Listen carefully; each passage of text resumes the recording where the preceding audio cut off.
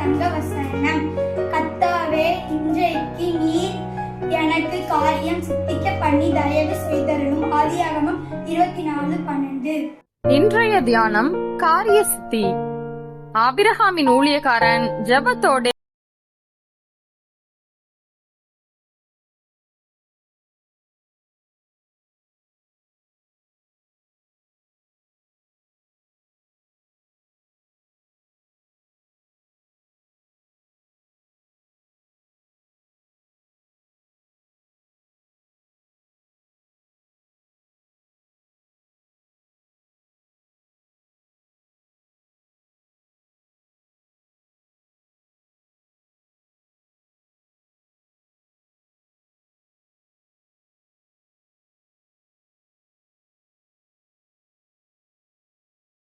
கர்த்தரிடம் கருத்தாய் ஜெபிப்போம்.